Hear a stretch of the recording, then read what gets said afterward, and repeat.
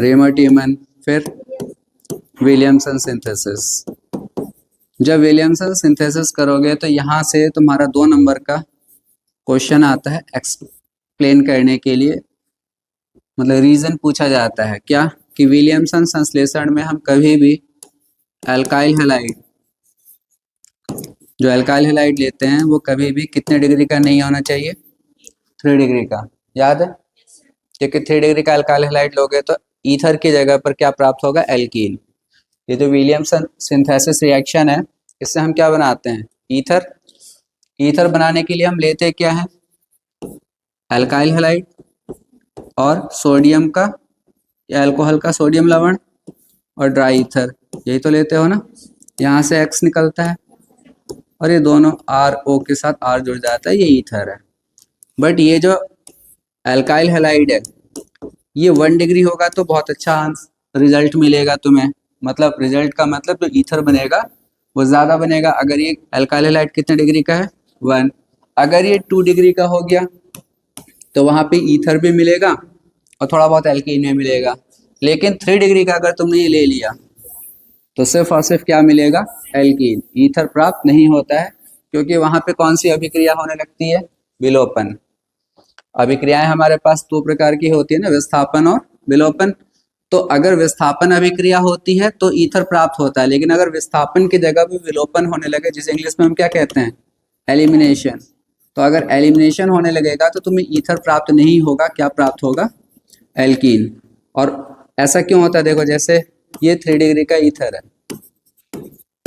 ये ईथर है कितने डिग्री का, 3 डिग्री का ईथर कह रहा हूँ, सॉरी अल्काइल हैलाइड, ठीक है, 3 डिग्री का अल्काइल हैलाइड है। और तुमने कोई भी अल्कोहल का सोडियम लवण ले लिया तो क्या होगा कि ये जो तुम्हारा RO माइनस है, जिसे हम एल्कोऑक्साइड पढ़ते हैं, ये यहाँ पे क्षार का काम करना स्टार्ट कर देता है। इसका अब क्षार का काम क्यों करता है, क्योंकि हमारा अल्काइल हैलाइड कितने डिग्री का है, 3 डिग्री का। तो ये बहुत ही अत्यधिक रिएक्टिव हो चुका है, क्रियाशील हो चुका है। कौन सी रिएक्शन के लिए, विलोपन के लिए। किसके लिए, तो अगर इसमें उससे विलोपन बहुत जल्दी होगा तो ये किसका काम करने लगेगा, क्षार का। और फिर क्या करेगा, यहाँ से क्या निकालता है ये H, यहाँ से X, और यहाँ पे क्या आ जाता है। लेकिन मान लो अगर यहाँ पर अल्काइल हैलाइड 3 डिग्री का नहीं होता, ये होता कितने डिग्री का है, 1 डिग्री का। अब 1 डिग्री का जो अल्काइल हैलाइड है ना, उसमें विलोपन अभिक्रिया बहुत धीरे धीरे होती है, लेकिन इससे पहले कौन सा था, उसमें बहुत तेजी से होती है। तो जब 3 डिग्री का तुमने लिया तो ये जो था ये क्षार का काम करने लगा था, लेकिन अब तुमने ये कितने डिग्री का लिया है तो ये अब क्षार का काम नहीं करेगा, अब ये काम करेगा नाभिक रागी का। किसका, न्यूक्लियोफाइल का। और उसमें फिर क्या होगा, यहाँ से X निकलेगा, यहाँ से N है, और ये दोनों आपस में जुड़ जाएंगे, तब तुम्हें ईथर प्राप्त होगा। ठीक है, तो ये डिपेंड करता है कि जो तुम्हारा अल्काइल हैलाइड है ये 1 डिग्री का है, 2 डिग्री का है या 3 डिग्री का। 3 डिग्री का तो होना ही नहीं चाहिए, क्योंकि 3 डिग्री का अगर होगा तो तुम्हें क्या प्राप्त नहीं होगा कभी भी, ईथर। और क्या प्राप्त होगा, एल्कीन। तो ये इंपॉर्टेंट है यहाँ से।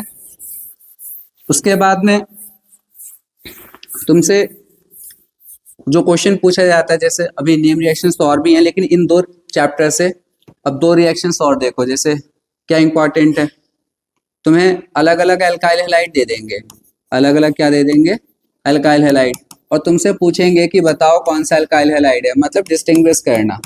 क्या करना, डिस्टिंग्विश। डिस्टिंग्विश का मतलब विभेद करना। अल्काइल हैलाइड के विभेद वाले हम ज़्यादा पढ़ते नहीं है, लेकिन आ तो सकता ही है ना।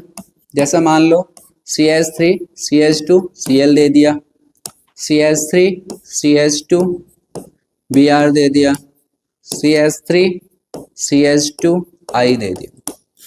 यह है तो तीनों अल्काइल हैलाइड। एक टेस्ट ट्यूब में मान लो तुम्हारे पास क्लोरोएथेन है, एक में ब्रोमो और एक में, तुम्हें कैसे पता चलेगा कि किस टेस्ट ट्यूब में कौन सा हेलोएल्केन है। जैसे अल्कोहल्स की अगर हम बात करें, 1 डिग्री 2 डिग्री और 3 डिग्री अल्कोहल को विभेद करने के लिए तुम कौन सी अभिक्रिया इस्तेमाल करते हो, ल्यूकास टेस्ट।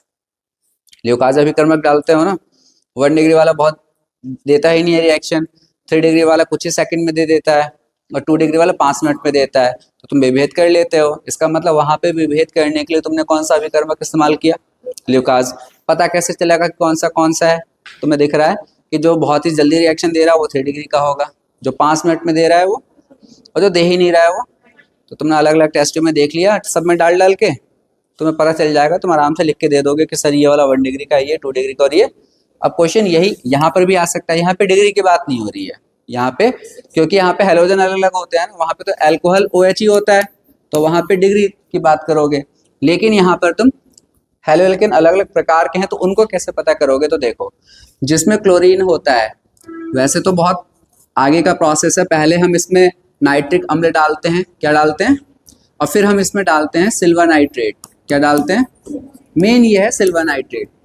हम यहाँ पे इन तीनों को जो विभेद करने जा रहे हैं वो सिल्वर नाइट्रेट की मदद से, किसकी मदद से, कैसे ये हमारी मदद करने जा रहा है वो देखो। इसमें भी यही डालो, क्या, सिल्वर। इसके डालने से पहले क्या डाला था मैंने इसमें, नाइट्रिक अम्ल। सब में नाइट्रिक अम्ल डालना जरूरी होता है, वो फालतू की जितनी भी गंदगी होती है ऐसा समझ लो, उनको हटाता है कौन।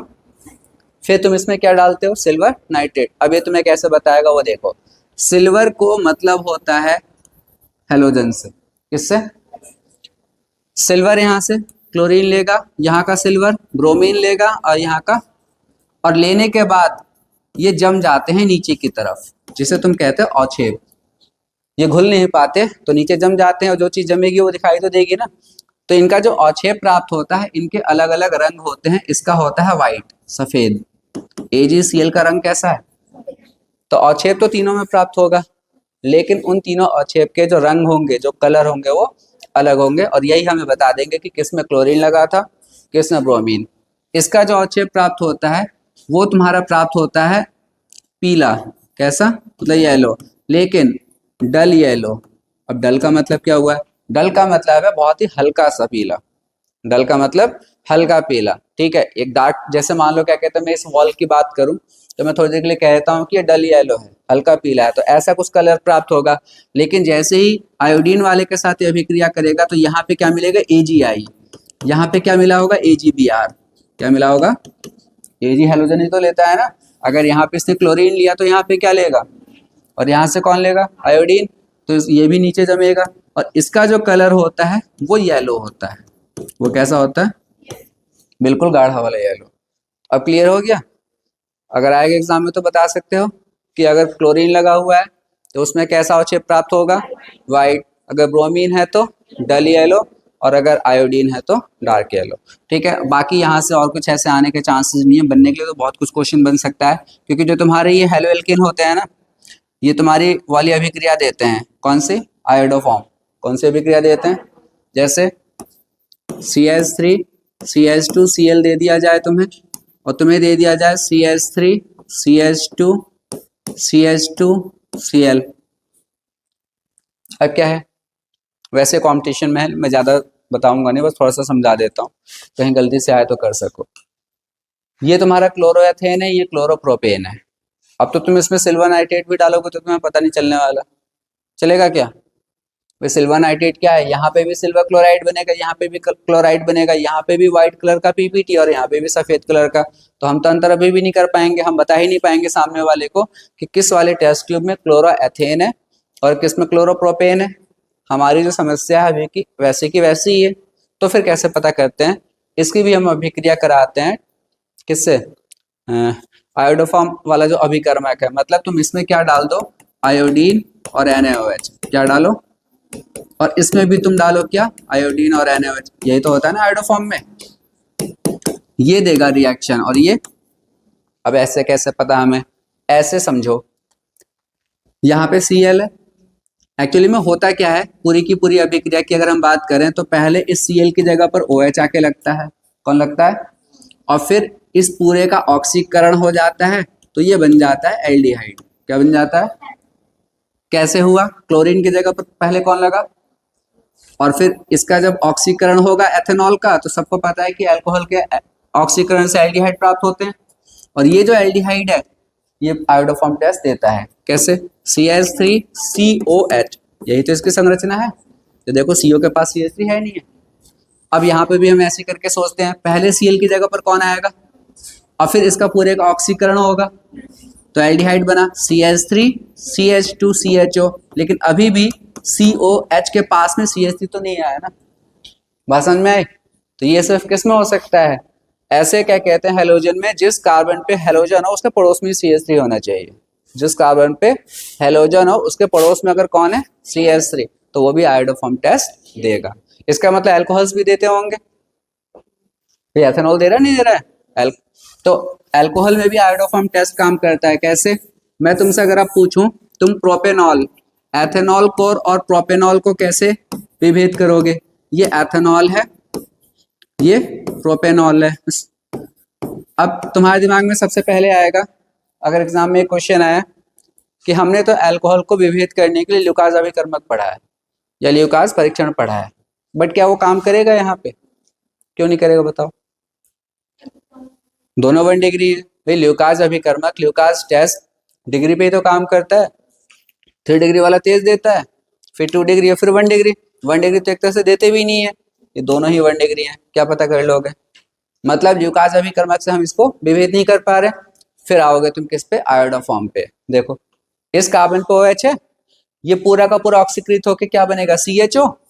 CO के पड़ोस में है नहीं है CH3, इसका भी ऑक्सीकरण होगा CHO, लेकिन पड़ोस में कौन है? CH2। मतलब ये तुम्हें ये पूरी कहानी नहीं सुनानी एग्जामिनर को, तुम्हें सिर्फ इतना लिख के आना है, एथेनॉल आयोडोफॉर्म परीक्षण देगा और यहाँ पे पीले कलर का आयोडोफॉर्म प्राप्त होगा। प्रोपेनॉल आयोडोफॉर्म अभिकर्मक से अभिक्रिया नहीं करेगा या परीक्षण नहीं देगा, और यहाँ पे हमें पीले कलर का अवक्षय प्राप्त नहीं होगा। बस तुम्हें बहुत कुछ लिख के नहीं आना है, मेन मेन पॉइंट्स लिख के आओ, ठीक है? रिएक्शन मैंने वैसे ही बताया था, नहीं लिखना है जब तक क्या है नहीं। समझ में आया कुछ? तुमने देखा कि जो आयोडोफॉर्म टेस्ट अब तक तुम किसके लिए पढ़ते थे? एल्डिहाइड या कीटोन के लिए। वो सिर्फ वहीं तक सीमित नहीं है, वो हेलोएल्केन पे भी काम करती है और अल्कोहल्स पे भी। ठीक है, चलो अब आगे आ जाते हैं। इसी चैप्टर में हेलोएल्केन हेलोएरिन से और क्या इंपॉर्टेंट क्वेश्चंस बन सकते हैं? तुम्हें रिएक्शन कंप्लीट करने के लिए दिया जा सकता है, जैसे ये समझो OH दे दिया,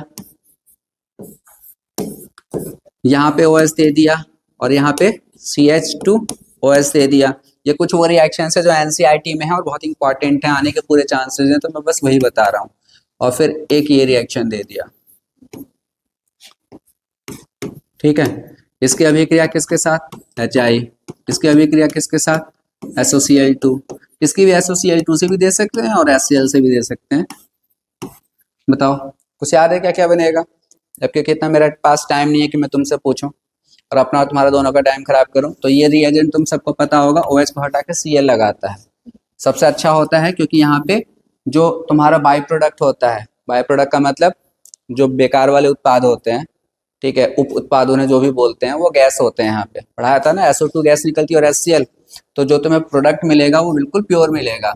और क्या मिलता है? OH की जगह पर क्या जाता है? Cl और SO2 गैस, और कौन सी गैस? तो ये तो रिएक्शन कंप्लीट हो गई। यहाँ पर आओ, बेंजीन पे OH दे रखा है और बेंजीन के साथ CH2 पे OH दे रखा है, और क्या डाला गया है? तो तुम जब भी HCl और ऐसी कोई भी चीज देखो HBr, तो तुम समझ जाना कि कुल मिला के अगर कहीं से जल निकलने के चांसेस है। ये तुक्का या तरीका बता रहा हूँ जब तुम्हें कुछ भी समझ में नहीं आए। वैसे तो ये रिएक्शन ऐसी है जो तुमने कई बार करा है। यहाँ पर भी यही होना है, OH के साथ किसको निकल जाना है? H को, और OH की जगह पर किसको आ जाना है? लेकिन ऐसी चीजें यहाँ पे 2 जगह हो सकती हैं। कितनी जगह? बट दोनों जगह होंगी नहीं। यह अभिक्रिया सिर्फ एक ही जगह पर होगी, या तो यहाँ पर होगी या यहाँ पे होगी। बताओ? यहाँ पर होगी। यहाँ पर क्यों नहीं होगी? क्योंकि यहाँ पे ये क्या करता रहता है? अनुनाद। तो ये डबल बॉन्ड से जुड़ जाता है, तो जो OH बेंजीन पे लगा हुआ है ना, वो कभी निकलता ही नहीं है। तो कौन सा OH निकलेगा? CH2 के साथ। क्या ये अनुनाद कर रहा है? यहाँ पे इतनी दूर थोड़ी करेगा अनुनाद, तो ये निकलेगा और इस OH की जगह पर तुम क्या लगा के आ जाओगे एग्जाम में? Cl। बाकी पूरा छोड़ दोगे। समझ में आ गया? यहाँ पर आओ, ये कौन सी रिएक्शन है? आयोडीन। और ये कौन सी अभिक्रिया है? ये मार्कोनिकॉफ से है। मैंने तुमसे बताया था प्लस माइनस या माइनस प्लस, तो हमेशा मैंने बताया था कि प्लस उस कार्बन पे बनाओ जिसके साथ अधिक से अधिक कार्बन जुड़े हैं। तो जाहिर सी बात है प्लस इस कार्बन पे आएगा और इस पे कैसे? इस कार्बन के साथ 1 कार्बन 2 कार्बन और 3 जुड़े हैं, तो इस पे प्लस और इस पे, फिर इस पे प्लस और इस पे। तो माइनस वाला किसके साथ जाके जुड़ता है? प्लस के साथ, तो इसको H मिल जाएगा। तो ओवरऑल जो प्रोडक्ट मिलेगा, जिस कार्बन पे CH3 है उसी पे कौन मिलेगा? अब दूसरे वाले को H, वो दिखाने की हमें जरूरत नहीं होती है। तो ये उत्पाद आ गया। समझ में आ गया? ये रिएक्शन इंपॉर्टेंट है। हो सकता है ये 3 के 3 इस बार एग्जाम में तुम्हें मिल जाए। जो इंपॉर्टेंट है मैं सिर्फ उन्हीं की बात कर रहा हूँ। और यहाँ से कैसे क्वेश्चन आ सकते हैं? देखो क्वेश्चन ये आ सकता है CH3 CH3 CH CH2 Cl। ठीक है, तुम्हें इसमें क्या करना है, इस Cl को यहां से उठा के यहाँ पे लाना है। अभी इस यौगिक का नाम देखो, इसको आइसो ब्यूटाइल क्लोराइड बोलेंगे। मैं ऐसे ये नाम क्यों बता रहा हूँ, क्योंकि एग्जाम में जब ये लिखा हुआ आएगा ना आइसो ब्यूटाइल क्लोराइड से टर्ट ब्यूटाइल क्लोराइड बनाओ, टर्ट ब्यूटाइल क्लोराइड बनाओ, तो तुम वहीं पे खत्म हो जाओगे। क्यों? क्योंकि ये है तुम्हारे कॉमन नेम, सामान्य नाम, और सामान्य नाम का तुम ज्यादा यूज करते नहीं हो भाई। जब भी मैं कराऊंगा इसे तो मैं इसका क्या नाम दूंगा, 1 क्लोरो 2 मिथाइल प्रोपेन, 1 2 3, 1 पे क्लोरो 2 पे मिथाइल प्रोपेन, और जो बनेगा टर्ट ब्यूटाइल उसका नाम हो जाएगा 2 क्लोरो 2 मिथाइल प्रोपेन। लेकिन तुम्हें ये वाले नाम याद होने चाहिए, तुम्हें ये नाम याद है तो तुम आराम से कर लोगे। आइसो ब्यूटाइल क्लोराइड, देखो कैसे, ब्यूटाइल का मतलब टोटल कितने कार्बन होंगे, टोटल होते हैं यहाँ पे, टोटल का मतलब टोटल, ये नहीं खाली चेन में। जब ये वाले वर्ड होते हैं ना यूज, आइसो, एन, टर्ट, ठीक है, सेकेंडरी, इसका मतलब क्या होता है, टोटल कार्बन काउंट होते हैं। तो आइसो ब्यूटाइल क्लोराइड का मतलब टोटल कार्बन कितना होंगे, 4। अब आइसो का मतलब तुम जरा ध्यान से समझो, आइसो का मतलब तुम ये समझो, आखिरी वाले कार्बन को पड़ोस वाले कार्बन पे CH3 लगा होगा। कहां से, आखिरी वाले कार्बन को छोड़कर उसके बाद वाला जो कार्बन है, मतलब दूसरा आखिरी कह सकते हो। कौन सा दूसरा आखिरी, आखिरी तो ये है ना, इसके से पहले ये, इस पे हमेशा कौन सा ग्रुप लगा होगा, तब हम ये शब्द इस्तेमाल करते हैं आइस। बात समझ में आई? ठीक है, तो यहाँ पे CH3 है, अब जाहिर सी बात है ये कार्बन पे लगा होगा। कितने कार्बन हो गए, 1 2 3। अब तुम्हें पता है कि ब्यूटाइल में टोटल कितने कार्बन थे, तो जाहिर सी बात है यहीं पे होगा चौथा कार्बन। समझ में आ गया? तो ये हो गया तुम्हारा आइसोब्यूटाइल क्लोराइड। अब क्या करना है, इससे बनाना है क्या है, टर्ट। टर्ट का मतलब मैंने समझाया था, एक ही कार्बन से 3 कार्बन लगे होने चाहिए, टर्चरी। टर्ट का मतलब टर्चरी, तो एक कार्बन से कितने कार्बन लगे होंगे, 3। अब तुमने जैसे ही एक कार्बन से 3 कार्बन लगाया, खत्म हो गई बात, 4 कार्बन तो यहीं पे हो गए नहीं हो गए। लेकिन एक कार्बन का तुम्हें दिख रहा होगा बॉन्ड अभी खाली है, तो क्लोरीन तो यहीं पे लगेगा ना। आई बात समझ में? दैट मीन्स तुम्हें इससे ये बनाना है। अब जैसे ही तुमने देखा कि यहाँ पे क्लोरीन 1 पे था और अब कहाँ पहुंच गया, 2 पे, तो तुम्हारे दिमाग में फौरन आना चाहिए, मैं कई बार रिएक्शंस करा चुका हूँ, पहले हम विलोपन कराते हैं और फिर HBr जोड़ देते हैं। वो चाहे मार्कोनिकॉप से जुड़े या एंटी मार्कोनिकॉप से, वो हमें दिख जाएगा। तो पहला काम तो ये है कि तुम इसमें अल्कोहलिक KOH डालो, ये यहाँ से Cl निकालेगा और यहाँ का H निकालेगा, अल्फा का Cl, बीटा से H। तो तुम्हारा इन दोनों के बीच में क्या आएगा, डबल बॉन्ड। तो देखो पहले ये बना CH3 C double bond CH2 CH3, बताओ सही है इतना, किसी को कोई दिक्कत? ये H निकला, ये Cl निकला।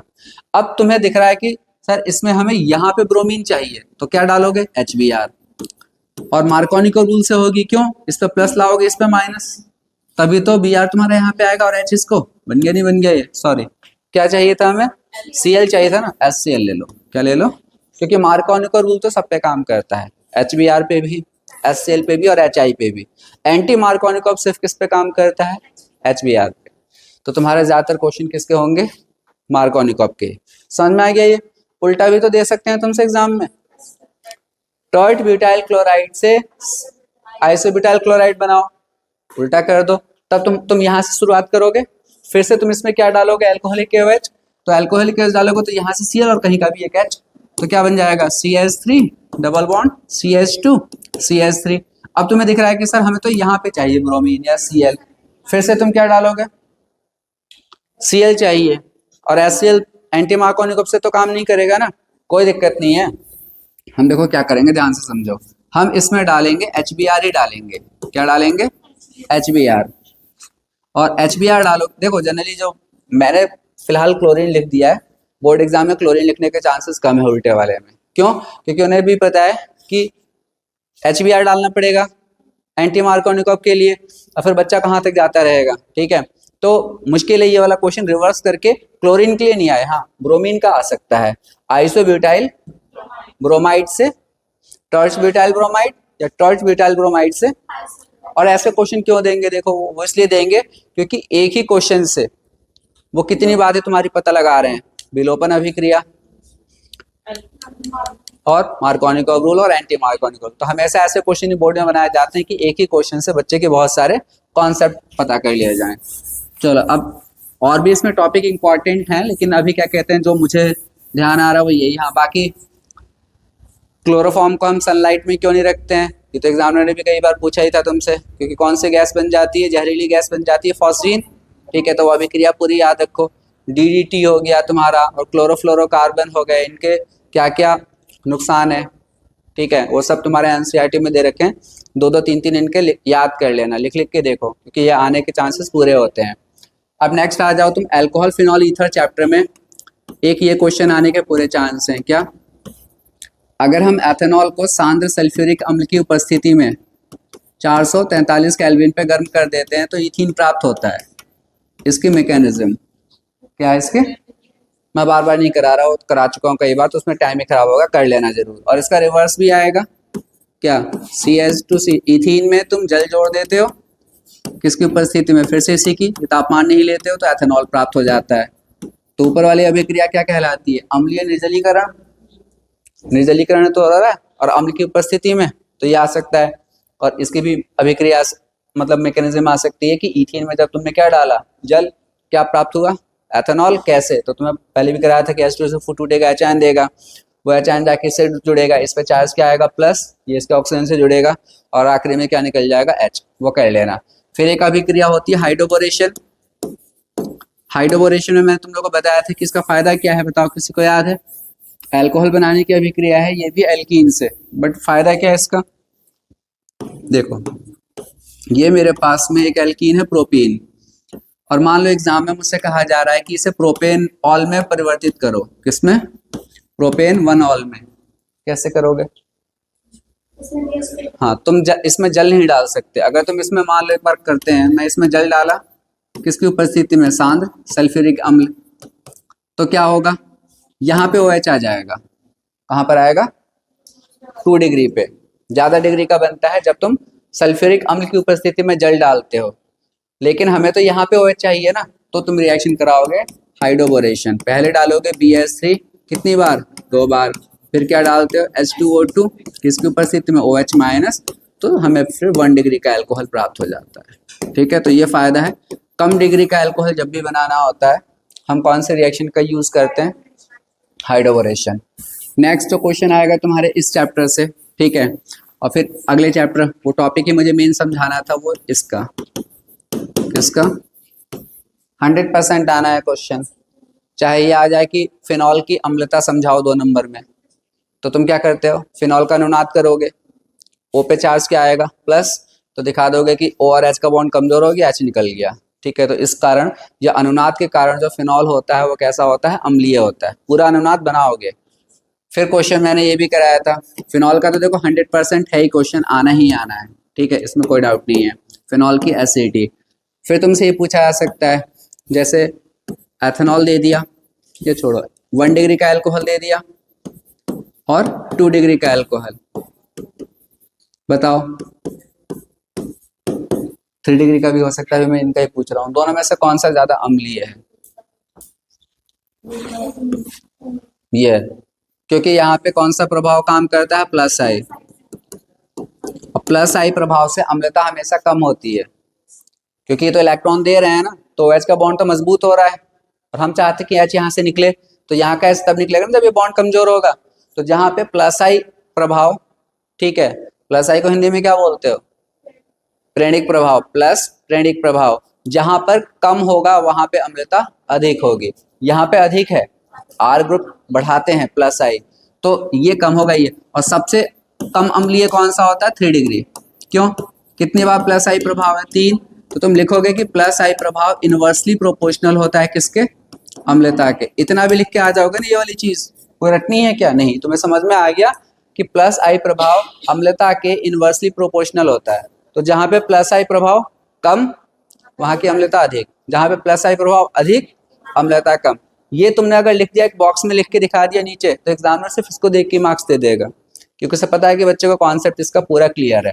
चलो नेक्स्ट वाले में अगर हम बात करें, इसका मुझे आंसर बताओ।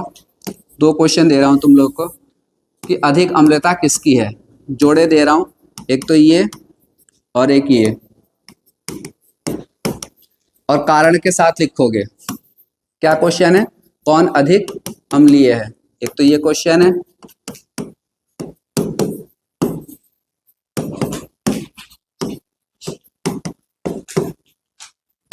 चलो करो जल्दी से।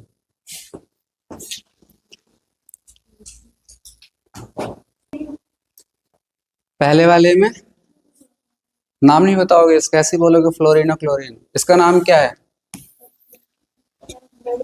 1 फ्लोरो। इधर से नंबरिंग स्टार्ट होगी एसिड के होते हुए भी। एक क्वेश्चन इसका आएगा आईपीसी में, भी तुम लोग गलत ही करोगे।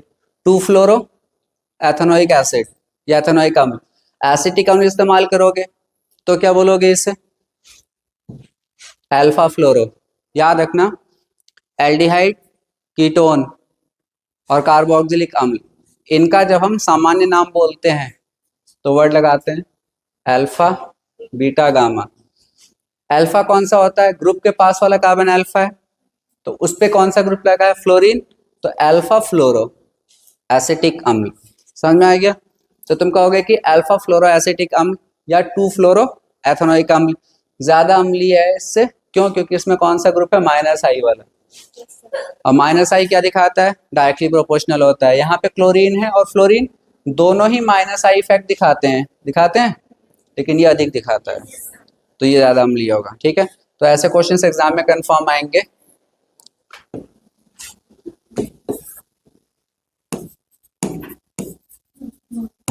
अब ये कुछ रिएक्शंस करके दिखाओ।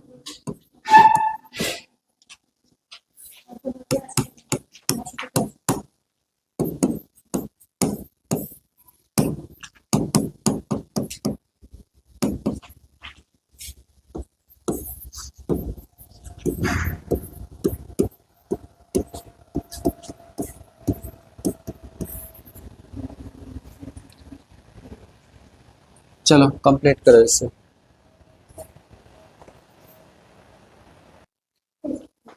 देखो पहले अब एक क्रिया है P2O5 तुम्हें जब भी दिख जाए फास्फोरस पेंटॉक्साइड, इसके 2 मॉलिक्यूल्स लेकर एनहाइड्राइड बनाते हैं। 50 बार कहा है कि तुम लोग कोई रिएक्शन क्या कहते हैं समझ के तो बार बार नहीं कर सकते, इतनी बार प्रैक्टिस करनी होगी कि याद हो जाए। अब ऐसा कोई भी एसिड हो, वैसे ही तुम्हें क्या बनाना है? एनहाइड्राइड। एनहाइड्राइड के फॉर्मूला तो पता है ना? ये तुम्हें रिएजेंट दे रखा है, तुमने देखा कि अल्फा कार्बन पे हाइड्रोजन है, 2 मॉलिक्यूल्स लोगे, क्योंकि डाइल्यूट तनु वाला NaOH तुम्हारा ज्यादातर कहाँ पे इस्तेमाल होता है? एल्डोल में। इतनी चीजें तो किसी को भी याद हो जाती है। NaOH का तुमने इससे पहले और कहाँ पे इस्तेमाल किया जरा बताना? कहीं नहीं किया होगा। सिर्फ जब ये वाली अभिक्रिया कराते हो, कौन सी? एल्डोल संघनन, वहां पे ही तुम डाइल्यूट NaOH या तनु NaOH इस्तेमाल करते हो। तो इतना तो किसी को भी क्लिक करना चाहिए दिमाग में। फिर क्या बनेगा? CH3CHOH CH2OH। बट बताया था कि ये ज्यादा स्थायी नहीं होता, यहाँ से OH सॉरी CHO होता है, CH2CHO। फिर बताया था कि यहाँ से क्या निकल जाएगा? OH, यहाँ से H, और यहाँ पे क्या आ जाएगा? Double bond. तो जो कंपाउंड बनेगा तुम्हारा वो ये बनेगा। ये जो तुम्हारे रिएक्शन है HCN से प्लस माइनस, और इसको मैंने कितनी बार बताया था, चाहे कीटोन से हो या एल्डिहाइड से, उसमें भी तुम्हें बताया ये प्लस, और यहाँ से ये तो वैसे भी 2 नंबर में क्वेश्चन आता है कि एल्डिहाइड या कीटोन में साइनाइड के साथ कौन ज्यादा क्रियाशील होगा? कौन ज्यादा क्रियाशील होगा? नाभिक रागी जो क्या कहते हैं एडिशन रिएक्शन होती है, वो एल्डिहाइड ज्यादा देते हैं या कीटोन्स?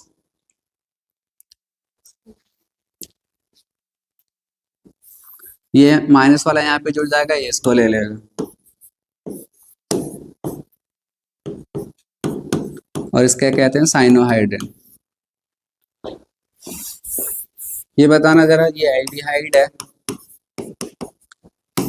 और ये कोई कीटोन है, और दोनों की रिएक्शन अगर हम नाभिक रागी से कर रहे हैं न्यूक्लियोफाइल से, तो कौन ज्यादा क्रियाशील होता है? क्या कारण है इसके? यहाँ पे सिर्फ एक अल्काइल ग्रुप है, यहाँ पे 2 है, रोकते हैं। दूसरा, यहाँ का प्लस चार्ज अधिक होता है, यहाँ पे 2 प्लस आई से प्लस चार्ज को कम कर देते हैं। ये साफ साफ कॉपी में लिखवाया नहीं है, और जब मैंने रिवीजन कराया था तब भी बताया था। तो यहाँ पर भी तुम्हें साइनाइड दिखा नहीं, जब भी टूटेगा तो Cn माइनस बनेगा, तो ये भी तो एक नाभिक रागी है। तो ये भी जाके कहाँ पे जुड़ता है? कार्बन के प्लस वाले चार्ज से, या कार्बन पे, क्योंकि उसी पे क्या चार्ज आता है? प्लस। तो पे क्या आता है? फिर जो भी तुम्हें दिया गया है माइनस वाला वहां पे जोड़ो, प्लस वाला उसके साथ जोड़ दो। एक ही कार्बन पे जब Cn और OH एक साथ आते हैं तो इसे क्या पढ़ते हैं? साइनो हाइड्रेन। फिर एक रिएक्शन ये भी बताई थी कि अगर तुम्हारे पास साइनोहाइड्रेन है, जैसे मान लो मैं तुम्हें ये दे देता हूँ CH3CHOHCN, ये तो पहले से साइनोहाइड्रेन है, एक ही कार्बन पे OH भी और CN भी। तुम इसका हाइड्रोलिसिस करा दो, जल डाल दो या तो H आयन की उपस्थिति में या OH आयन। अगर मैं खाली इसे ऐसे लिख दूं, इसका मतलब क्या हुआ? इसका मतलब ही यही हुआ कि तुम जल डाल रहे हो। ध्यान रखना, बोर्ड में तुम इंतजार मत करना कि सर ने तो H के साथ हमेशा H2O लिखा था, वो जल है। H प्लस होने का मतलब भी इसमें जल है, OH माइनस लिखने का मतलब भी क्या है? जल है। तो ऐसे लिख दिया। तो ये क्या करता है, जब हाइड्रोलिसिस होता है ना, तो CN किस में परिवर्तित हो जाता है? COH में। ये याद होना चाहिए, कई बार हटा चुका हूँ कि जब साइनाइड का हाइड्रोलिसिस होता है तो क्या प्राप्त होता है? COH। एक और रिएक्शन है बुक में ही, अगर इसी साइनाइड का पार्शियल हाइड्रोलिसिस हो, पार्शियल का मतलब कम जल डालोगे, तो साइनाइड तुम्हारा किस में परिवर्तित होता है? अमाइड में। किस में होता है? तो हाइड्रोलिसिस अगर पूर्ण हो तो कार्बोक्सिलिक अम्ल, और अगर आधा हो तो साइनाइड किस में परिवर्तित होता है? अमाइड में। यानी चैप्टर के जो लास्ट क्वेश्चंस हैं 6-7, उसमें भी ये क्वेश्चन है, और वो हर बार क्या कहते एग्जाम में आते ही हैं। अब दे रहा हूं, अब इसे करके दिखाओ।